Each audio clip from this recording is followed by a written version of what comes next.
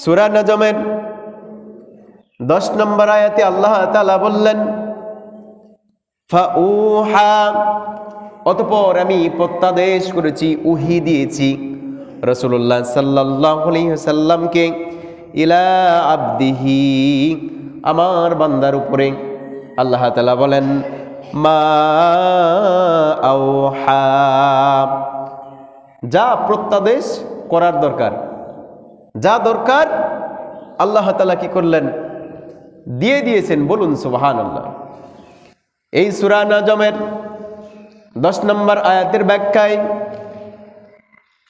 তাফসীর কারকগণ বলেছেন যে উম্মতে মুহাম্মাদীর জন্য রাসূলুল্লাহ সাল্লাল্লাহু আলাইহি ওয়াসাল্লাম মেরাজের রজনীতে একটা সংবিধান নিয়ে দুনিয়ার বুকে এসেছেন।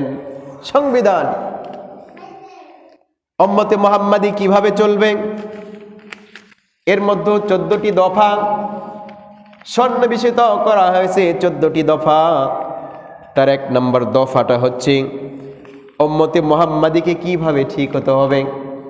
এই 14টি দফার মধ্যে কোরআন কি বলে, হাদিস কি বলে, কোনটা করা যাবে কোনটা করা যাবে না, আল্লাহ তাআলার পবিত্র কালামুল্লাহ শরীফের এই যে 1 নম্বর যেই বিষয়টি মেরাজের এই 14 দফার মধ্যে সংবিধানের মধ্যে রয়েছে, সেটা হচ্ছে 1 নম্বর হচ্ছে তাওহীদ। সুবহানাল্লাহ। 1 নম্বরটা কি? তাওহীদ। আমানতু বিল্লাহি ওয়া মালাইকাতিহি আশহাদু আল্লা ইলাহা ইল্লাল্লাহু ওয়া আশহাদু আন্না মুহাম্মাদান আবদুহু ওয়া রাসূলুহু। লা ইলাহা ইল্লাল্লাহু মুহাম্মাদুর রাসূলুল্লাহ। আল্লাহ তাআলা বলেন, ওয়া ক্বাদা রাব্বুকা আল্লা তা'বুদু ইল্লা ইয়্যাহু।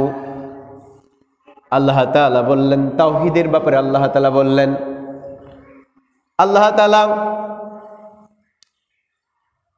রাসূলুল্লাহ সাল্লাল্লাহু আলাইহি ওয়াসাল্লামকে বললেন তোমার পালনকর্তার আদেশ।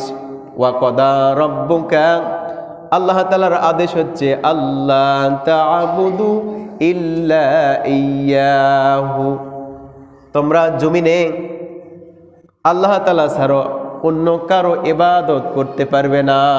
সুবহানাল্লাহ। তাহলে জমিনে বসবাস করব, আমরা কার ইবাদত করব? আল্লাহর ইবাদত করব। ইয়্যাকা না'বুদু ওয়া ইয়্যাকা নাস্তাঈন। এই তাওহীদের বুনিয়াদি ভিত রাসূলুল্লাহ সাল্লাল্লাহু আলাইহি ওয়াসাল্লাম মেরাজের রজনীতে নিয়ে আসলেন।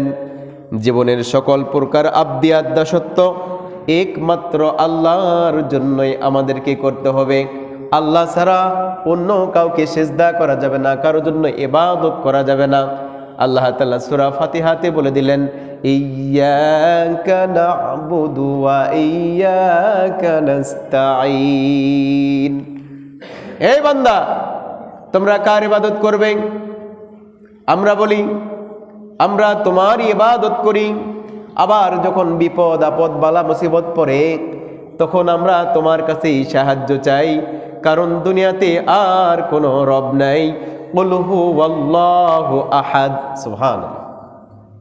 তাহলে আল্লাহ তাআলার আদেশ, আল্লাহ ছাড়া অন্য কারো ইবাদত করা যাবে না।